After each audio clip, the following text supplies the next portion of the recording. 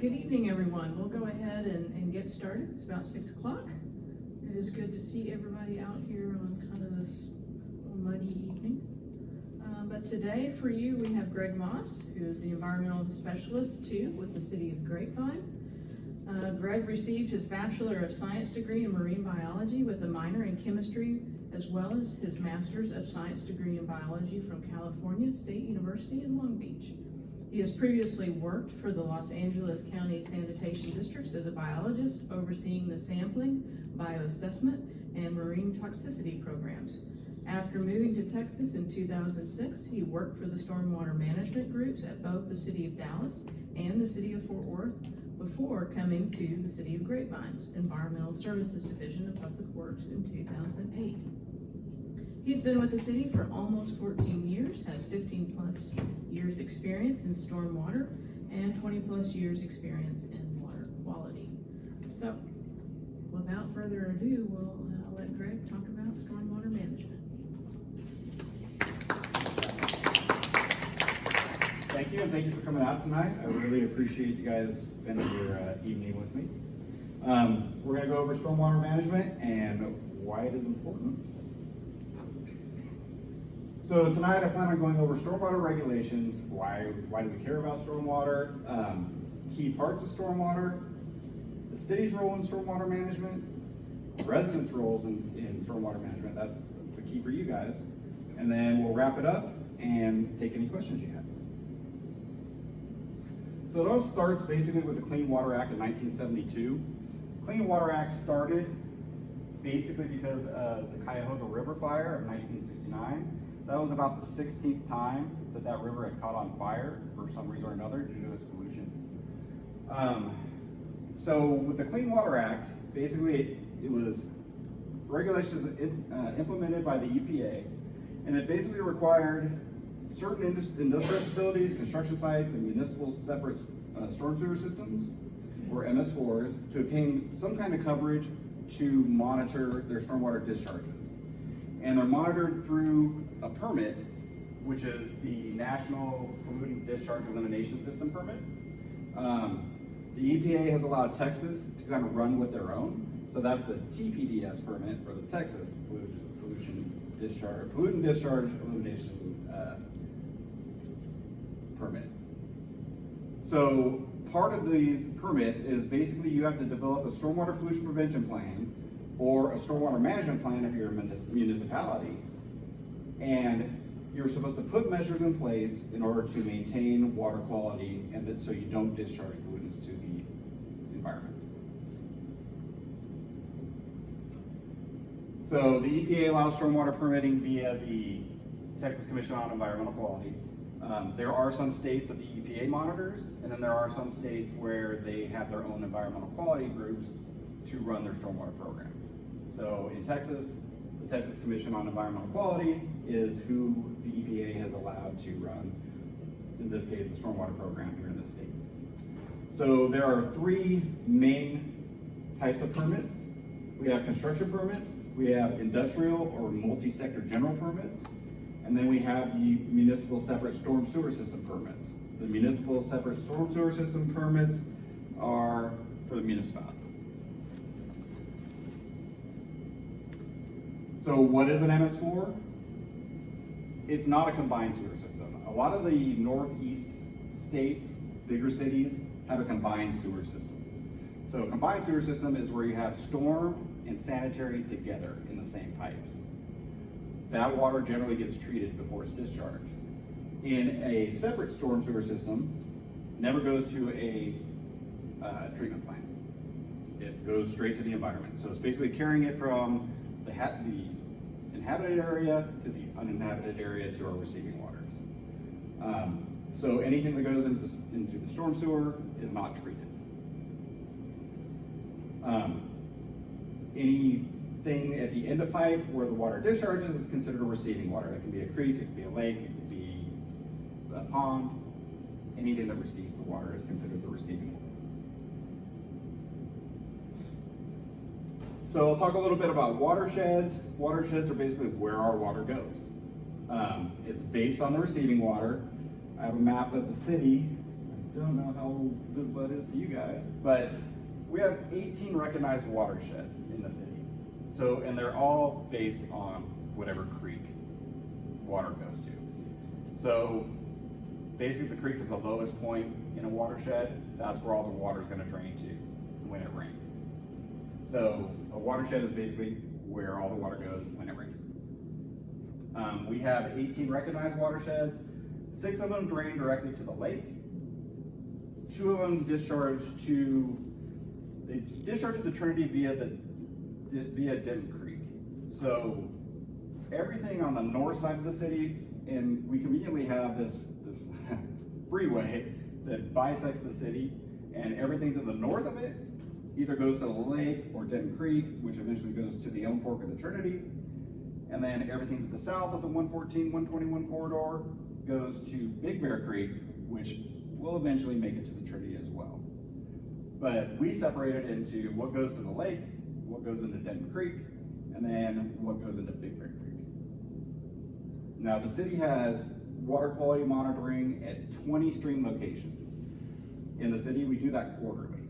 So we will monitor stream water quality on a quarterly basis. We're looking at things like dissolved oxygen, pH, ammonia, chlorine, copper, anything that might indicate any kind of abnormality in the creek or pollution in the creek. How many different things are you looking at? I'm sorry? How many different things? Oh, I think we look at about 15 different parameters. And then if we do see something that we aren't detecting, but we think there might be there, we will always collect a sample. We can take it to a lab to test it for something else. Excuse me? Yes. Well, you've got that map up, so Yeah. can you indicate on there where the watersheds are? Sure. So each of these yellow lines delineate a watershed. So these creeks drain this. So this is Big Bear Creek here. So these creeks drain this way to Big Bear Creek. These creeks drain that way to Big Bear Creek.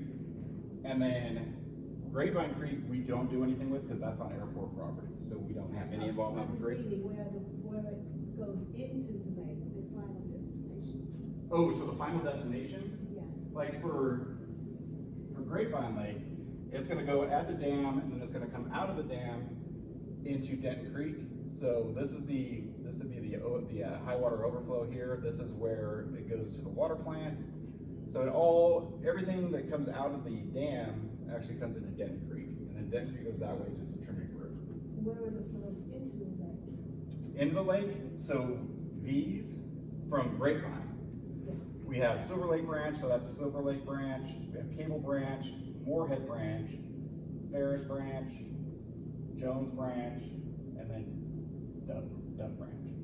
So those are only within the city. That doesn't include also everything that's upstream, like South Lake, West Lake, all those other cities also contribute to the lake. And like with the rain we just had, unfortunately, it didn't really rain in the upper watershed for the lake. So we aren't going to see a big increase in the lake level from that rain, even though we got anywhere from 5 to 9 inches here. It was all at the end of the watershed, so it didn't really add to the lake level. Sure added to the Trinity though. It adds to the Trinity for sure. As a note, with all the testing that we do not sample the lake. The lake is owned by the Army Corps of Engineers, and the TCQ is who monitors the lake for the various pollutants. On another side note, the lake is currently on the pollutant list. It's known as the 303D list for pH, which it's listed because they say that it has higher pH levels than they want it to. We do keep an eye on the pH levels on our creeks that discharge to the lake because we want to make sure that we aren't contributing to any potential pH pollutants. And every time I've been here for 14 years and I've never seen excessive pH levels from us. That's not saying it can't come from one of our neighboring cities. So what do they do about that? I'm sorry. No, not at all. What do they do about it? Do they correct it over time or what? They will probably at some point resample the areas that they did, and there's, depending on who you talk to, there were some inconsistencies in the sampling that TCEQ did, and they probably didn't take samples from the best places to take it from to represent the whole lake. So at some point it will probably be delisted, but as of right now, we just want to show that we don't contribute to that pollution. When it's on the pollutant level, is that detrimental to people that are kayaking? No, especially pH, it's not going to affect you at all. What about fishing? No, and usually the standards are pH should be between 5 and 9. The lake exceeded the pH levels, so it was on the high end, and it was maybe 9.2, 9.3. So it's a little more alkaline, but people drink alkaline water that's 9.5. So it's not going to hurt anybody. It's not going to hurt the fish. It's really not going to do anything. Does that pH get increased because of fertilizer? It could possibly. The idea is that when they took the samples, they took it from stagnant water in the middle of summer. It was just a really bad, it wasn't the best time or place to do it. And it wasn't representative of the whole lake. It was back in coves and things like that, not out in the main lake or at any depth. So the city's responsibilities, and we're more on the regulatory side, the city is required to develop a stormwater management plan. The stormwater management plan has 6 minimum control measures set forth by the EPA and the TCEQ. Those minimum control measures are, the first one is public education, outreach, and involvement. It's you guys. The second one is illicit discharge detection and elimination. That kind of falls in with what I'm going to talk about here in a little bit. The third one is construction site stormwater runoff control. So the city does monitor our construction sites for runoff, sediment runoff and things like that. MCM4 is post-construction stormwater management in new development and redevelopment. So those are things like permanent structures from a construction site. So if you live in a community and there's a pond that has storm drains going into it, was being used as post-construction stormwater, what we call BMPs or best management practices. There's a number of other different ones. You can have swales where water gets cleaned as it goes through it. It depends on the developer how much they want to treat stormwater that goes through their projects. And that's not part of the granting of their permitting, if they aren't required to do certain. No, the city of Grapevine does not beat it into our contractors to do that. Why not? Because it's a question for the engineers. I really don't know. When it goes through, when I'm sitting in a pre-construction meeting, I try to ask them to put in structures like that, and it's really up to the developer whether they wanted to go that far or not. MCM5, pollution prevention and good housekeeping for municipal operations. That gets us on the hook for making sure that our operations do not contribute to stormwater pollution. And then MCM6 is industrial stormwater sources. That's only for municipalities that have over 100,000 people, but we do monitor our industrial sites as well. Grapevine doesn't have a whole lot of industrial sites here, but the ones that we do monitor them for making sure that they aren't contributing pollutants to the stormwater. Our current stormwater management plan has 37 best management practices to address these MCMs. So that's quite a few, and it keeps me very busy. So our stormwater management plan, if you want a riveting read, is available on our website. You can see down towards the bottom, this is just a screen capture off of our website. So you can go to the website. The current permit, which was issued in 2019, it's a 5-year permit that's issued by the state. So we'll be due for renewal here in about a year or so.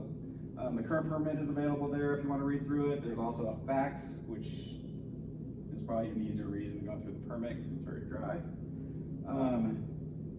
Also, our notice of intent and our stormwater management plan are available for review if you guys want to read it. There's also a copy in the library if you guys want to check it out. And then also, we are required to issue an annual report with the results of our best management practices.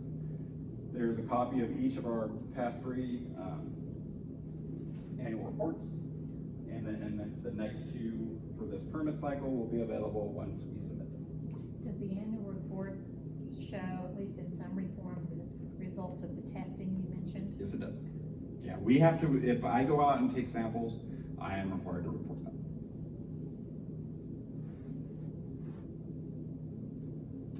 So what can you guys do? Why should you care? Well, we like to protect our water resources, particularly since we have a really nice lake out there. We'd like to protect it.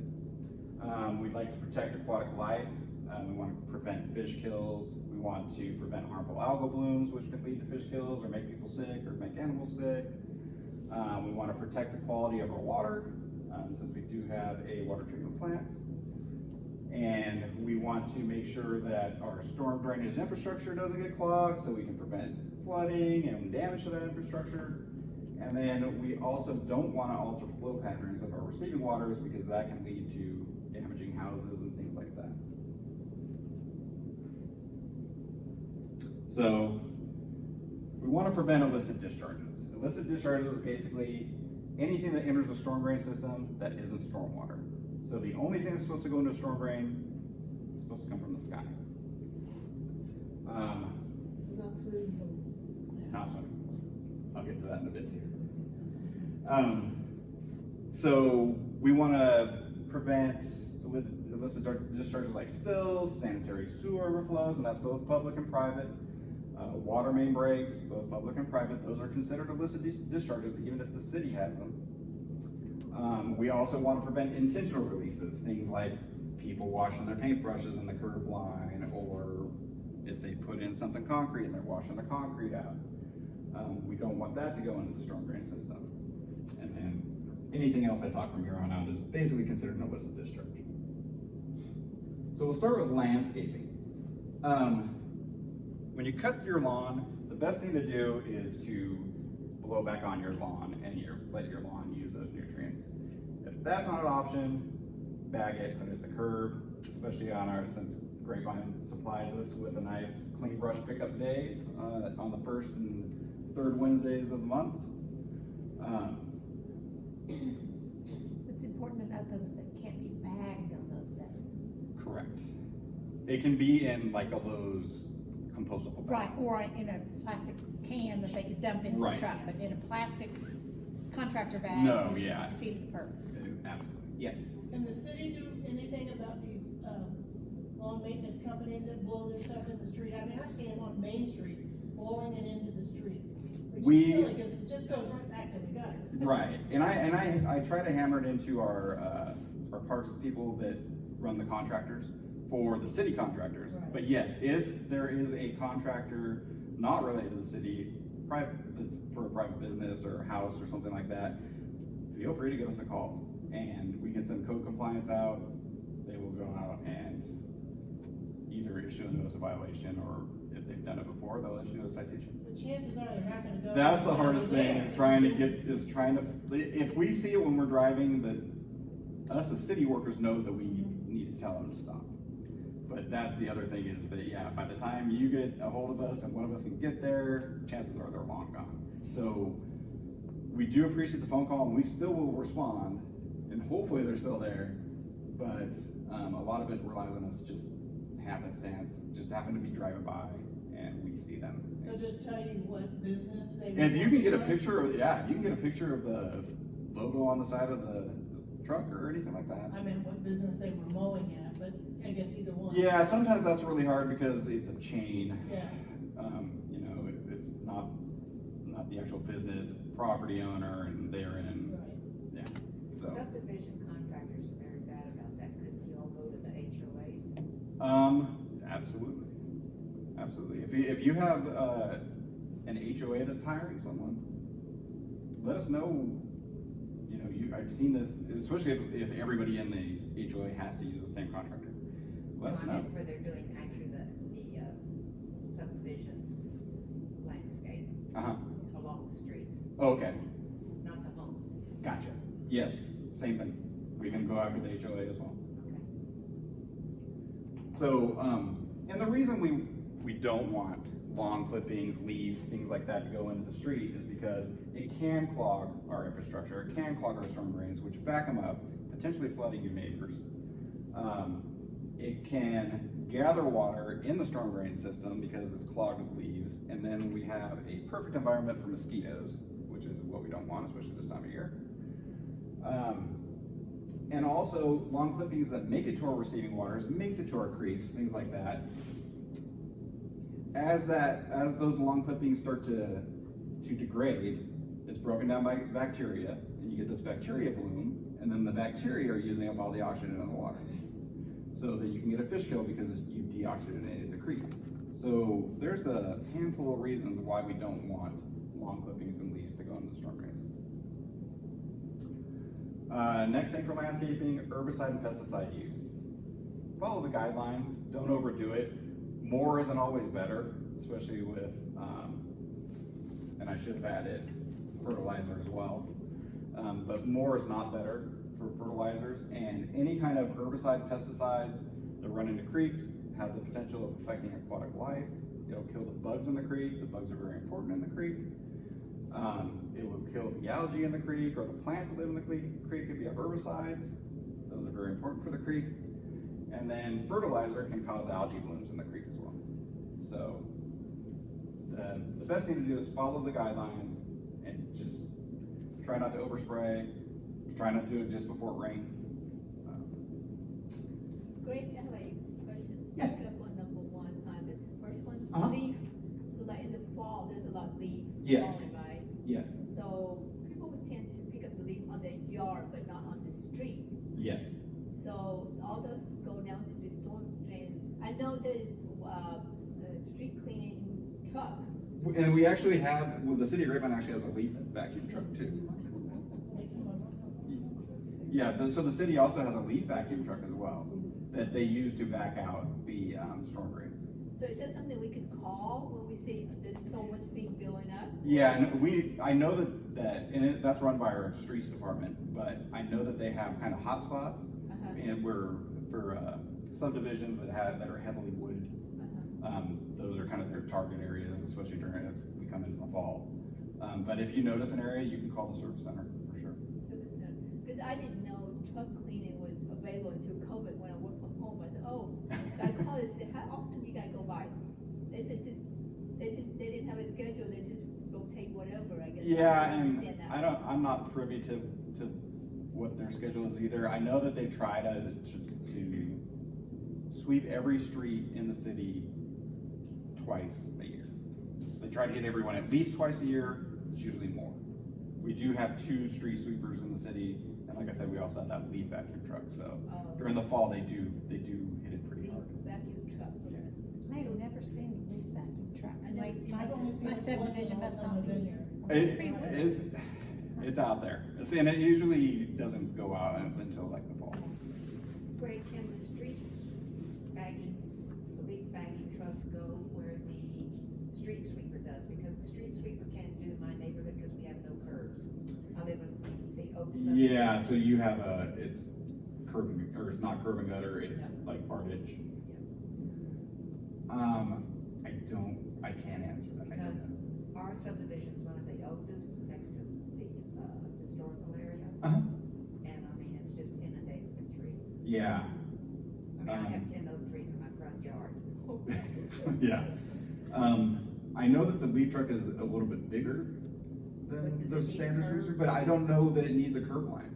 Because it's just, all it is a big vacuum. It doesn't have, it's not the brushes, Okay. and it's not spraying water with brushes, it's actually just a big vacuum. So, I don't know, I'm sorry, Could you request it? you can? Yeah. Again, service center is your best option for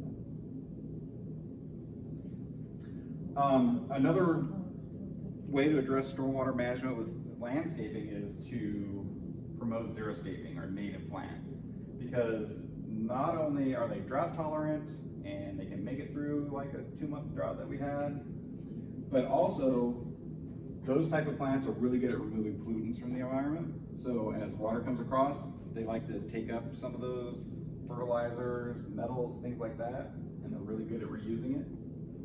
So we really do promote native plants, drought tolerant plants, and a good resource for that is the Texas Smartscape website. It's got a lot of information about native plants. Watering. We like to address watering because there is no watering between 10 and 6 unless you do it by hand. Don't overwater, because overwatering can take any kind of fertilizers, pesticide stuff you put on your lawn and carry it off of your lawn into the storm drain system. So from a stormwater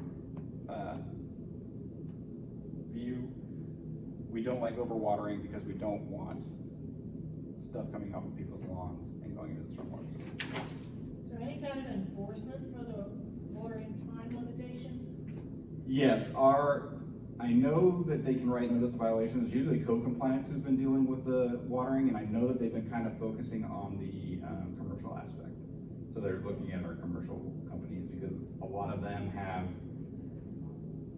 landscape companies that set their timers and things like that. So, and again, it's oh, we didn't do it, it's our landscaper. Yeah, So I was in a restaurant on 114 and I could see the sprinklers going. It was like 1 o'clock in the afternoon. I called the manager over. She's like, Yep. She didn't care. Yeah.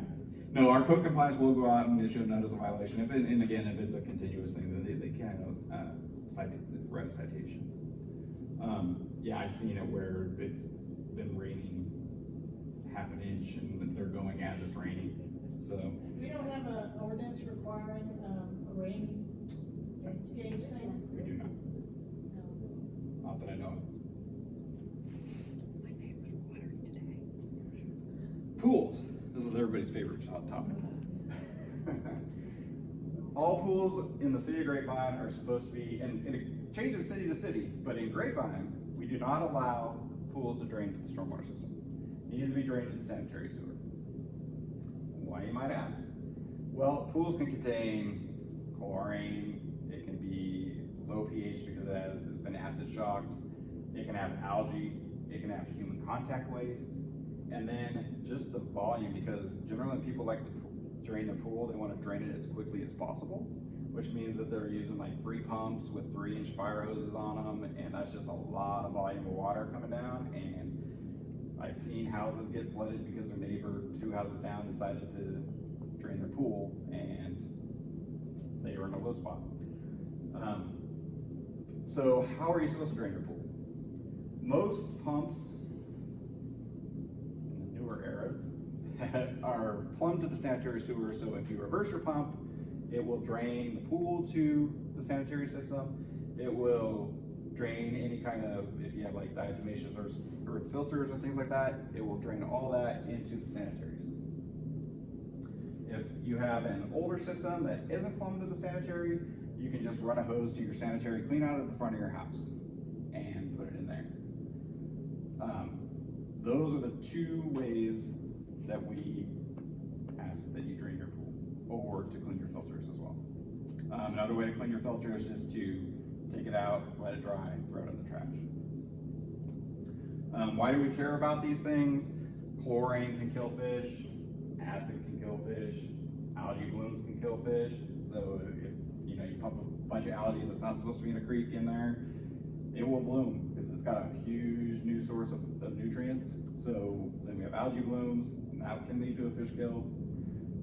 Human contact waste, I really probably don't need to talk about that. And then again, the volume thing is just flooding.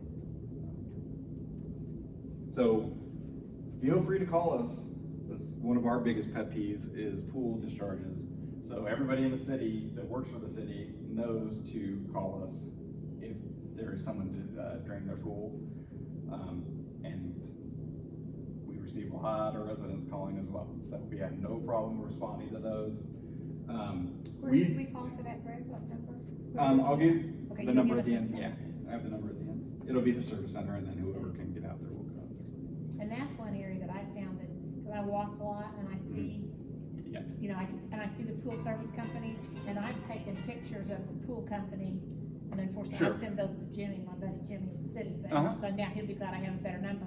But, you know, I just send him that picture, and that way, Jimmy gives it to me. okay, yeah, cause they know if it's the same pool company that's doing it. Yes. 3 or 4 places, that's more useful to them than the property owner's name, obviously. Absolutely, and the way it works, and you're not turning your neighbor in to get them a fine or something like that, because if it's a resident that's doing it, we just educate them first. Right. So we're gonna go and we're gonna talk to them, I'll send them a letter, kind of explains the situation, and then it only escalates if they keep on doing it. So if we get them a second time and it's been within a reasonable amount of time, it's the same people, then we will issue a notice of violation, and then after notice of violation, if it's still not working, then we will turn them over to code compliance for citations. Businesses, pool companies, go straight to notice of violation first, and then we will cite them on the second time. Because they should know They better. should know better. So. And if you're working in a city, you should know what the rules are. So again, every city's different, but you should know what the rules are in that city.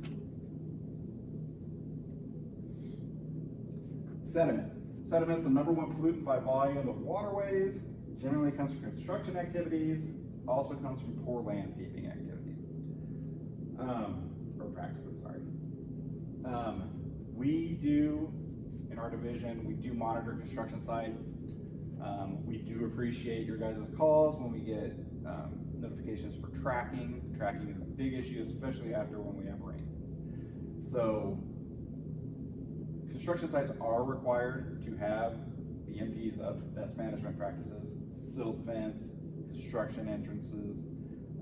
There's hundreds of other best management practices to keep. But when we're in a meeting with the contractors and things like that, my favorite saying is just keep your dirt on your site and we'll all be happy. So they are required to keep sediment out of the storm drain system. As part of they are under the construction general permit, and that is the biggest requirement of that permit is for sediment.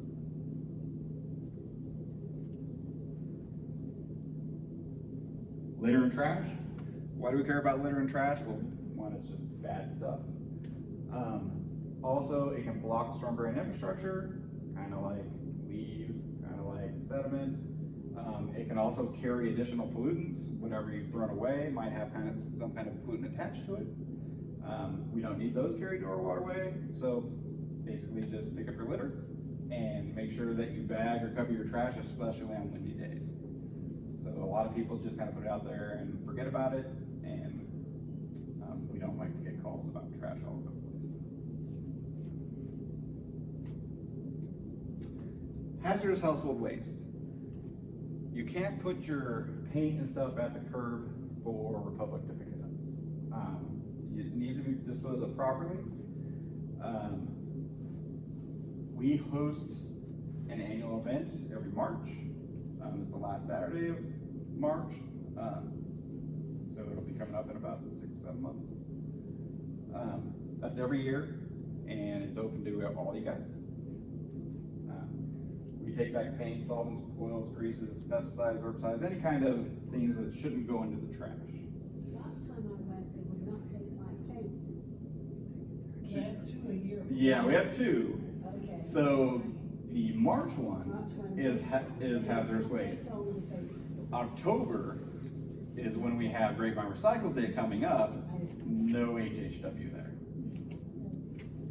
So if you have stuff you need to get rid of before you can come to our event, then you can take it down to the Fort Worth Environmental Collection Center down on Bridge Street. And as long as you have proof of residence that you're a Grapevine resident, they will take it. And there's no fee for you guys. Greg, you mentioned earlier about paintbrushes. What are you supposed to do with those? You can wash them out into like your sink. You just don't, or you can wash them in your yard. Just don't wash them at the curb. Oh, okay. Pharmaceuticals, same thing. Some used to be you were told to flush your pharmaceuticals down the toilet. They don't want you to do that anymore because they're coming up with a lot of these pharmaceuticals are making its way through the water treatment plants and then getting into our environment for either us to drink or fish to encounter. So, and then pharmaceuticals that are in trash bags can also, if it gets broken, it can leach into the stormwater system. So Grapevine Police Department works with the DEA for 2 drug take-back days. They're usually in April and October.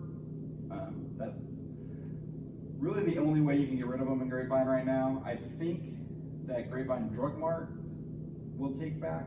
Walmart too. Walmart does too. Is it the mail back one or is it just drop off? I just saw a drop box at Oh. Walmart when I was there. Very The cool. police department used to have a drop off. They there. used to, they Yeah. don't anymore. Yeah, they took it out a couple years ago, and I've never gotten an explanation why, because it's a lot of cities do have that, the drop box, but, we had it, and then we don't. We used to get a lot of stuff in there too. Yeah, I'm sure. That was weird. I think they were getting a lot of liquids, which you're not supposed to drop off, and I think they were getting a lot of, syringes, like, Some, yeah. yeah, syringes and things like that, they can't, yeah, sharps, they couldn't do anything with. And it's very expensive to get rid of those things. Automotives, we always want to prevent oil sheens from going into our receiving waters. And the thing with oil is it spreads out over a small amount can affect a lot of area. So like a drop of oil will cover the area of a 2-car garage, just 1 drop. And a quart of oil will cover up to 2 acres of water surface. And that kind of gets back to kind of what we had on the Cuyahoga River, where you had the sheet of oil and 1 spark caught the whole river on fire. This isn't as bad, but we don't want to see oil sheets in our waterways. So keeping your vehicles maintained, if there are any spills, have kitty litter or absorbents on hand. That's the best way to deal with those. Also, most automotive parts stores will take your used oil. So that's a good way to get rid of it. If you do your own oil changes, things like that. Don't put it in a container and put it out for Republic to pick up. You can also get rid of it at our HHW events. So the main thing is that we just ask that you report it. If you see something crazy, if you see something that isn't water going into a storm drain, give us a call.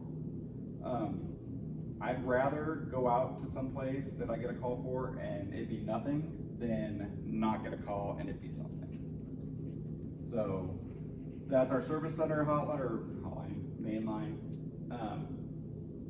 Feel free to call that. Also, if you use the Recycle Coach app, which we really do promote, the Recycle Coach app does have a place where you can notify for different things throughout the city, and part of that is stormwater pollution. So if you see pollution or some kind of activity that's ongoing right now, you can report it through the app and we'll get an email and we can respond. So it's a very handy app. It's just not for recycling. It does a lot of other things as well. So it's a good app to kind of go through and check out and see what kind of different things are on it. So our next events, if you guys are interested in getting involved, KGVB website should have cleanup event dates. I think there's a fall event coming up pretty soon. It's fall sweep event. The fall sweep event. And then as far as environmental goes, we have Grapevine Recycles Day coming up on October 29th. Again, that's an event where we do not take household hazardous waste, but we do take back pretty much anything else that can be recycled or reused at that event. And then our next HHW event is going to be March 25th of next year, and we will take HHW stuff there. So I just want to thank you guys, and remember, only rain down the storm drain.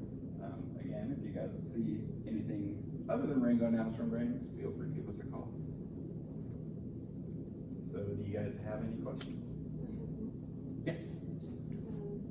Do you anticipate the city going with this recyclable water for use in the gardens?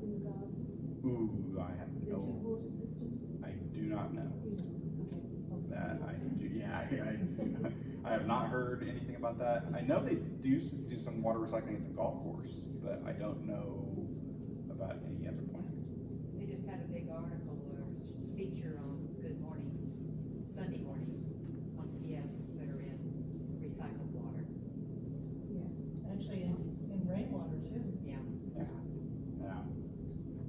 Unfortunately, we're gonna probably see that more and more. So I live in one of those neighborhoods that has our little pond. Uh-huh. I call it the money pit, because as you said, our storm drain stuff goes in there. Yes.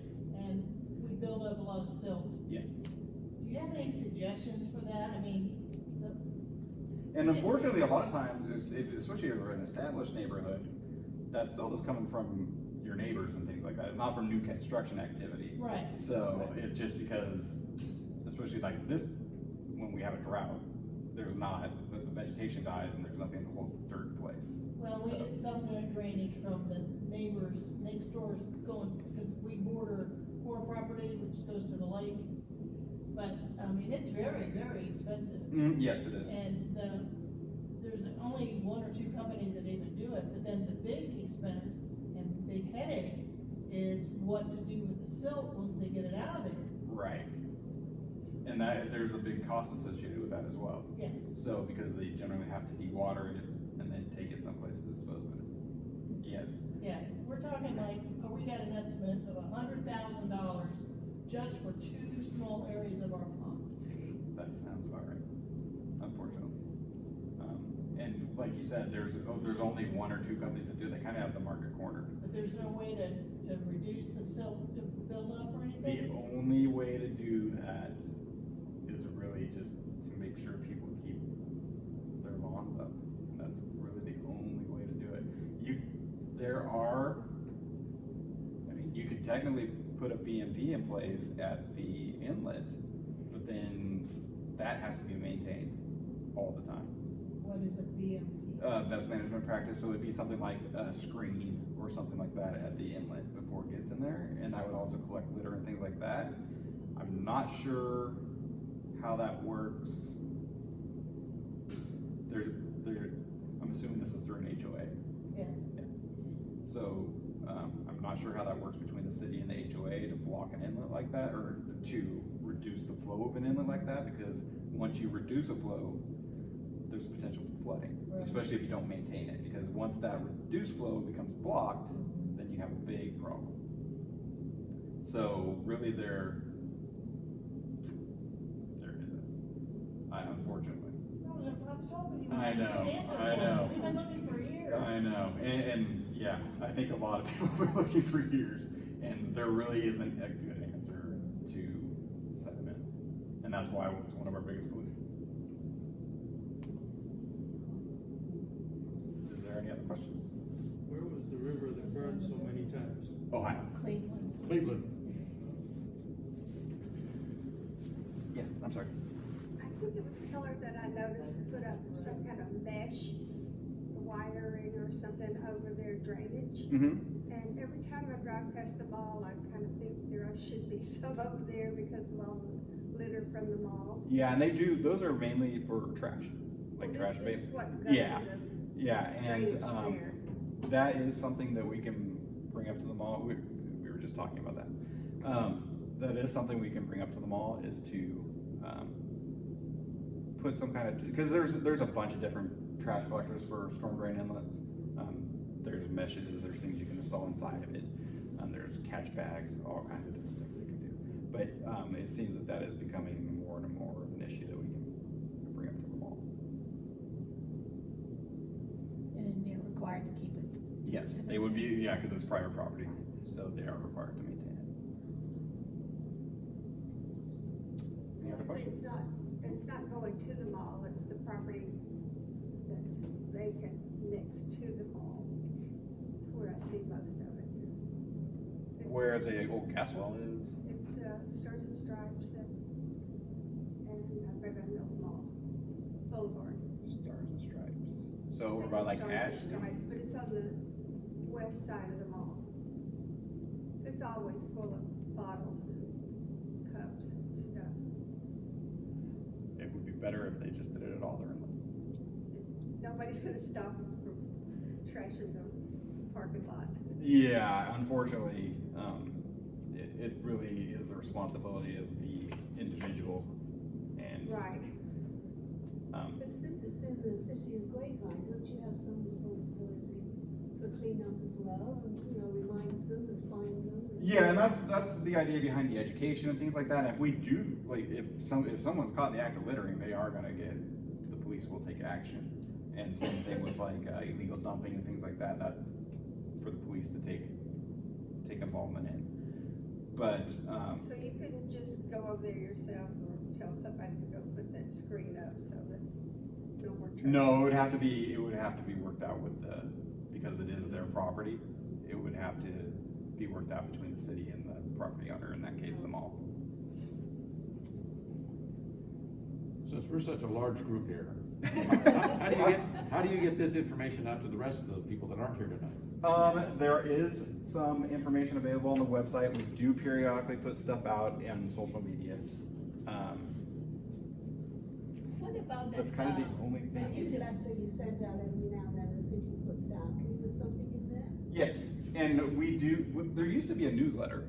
I don't know what happened with the city newsletter. I don't think it I think it's exists just a anymore. weekly or mail now. Yeah, and I think they moved over to the community impact thing. Community impact. Yeah.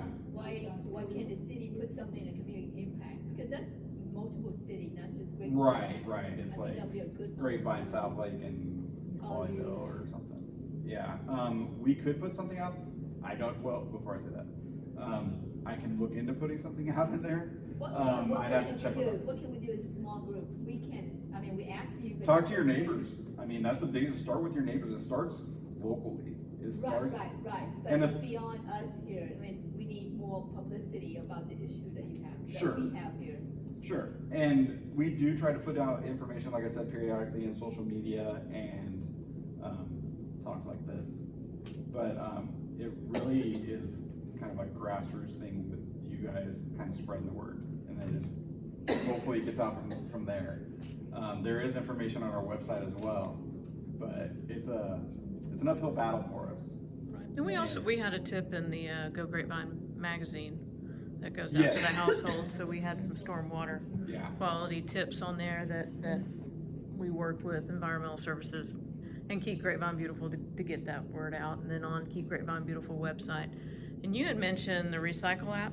Does that have some the education? Recycle Coach app also has stormwater information as well. Yeah. So for the people, and my understanding is that we're getting more and more people using that app, which is Highly recommend using that because it also gives you reminders of when to put your clean bulk out.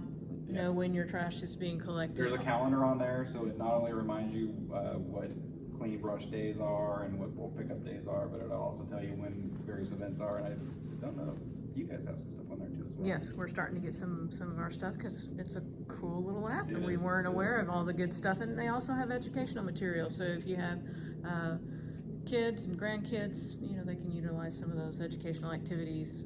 And they have them by grade level. Yeah. So it's not just this is for kids. They have them by different grade levels. So there's a lot of information on that app, and that is a good place to. And it's specific to Grapevine. Yes. So. Yeah. And same thing. There's environmental services. There's 3 of us, and stormwater really there's just 1 of us. So the more eyes, I have to do training for everybody, all the field crews in the city every year, and the more eyes out there that aren't just mine, including you guys, if you guys report it, that is only beneficial to me and to our stormwater and our water quality. So It sounds like that whatever our spheres of influences are, whether it be our neighborhood association, our HOA, any place we are, if we talk it up, we tell people, we publicize it, then maybe it ripples out. yes.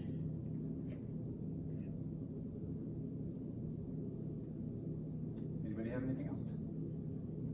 Thank you, great, thank you. Thank you. Yes, Thank you guys thank for you. coming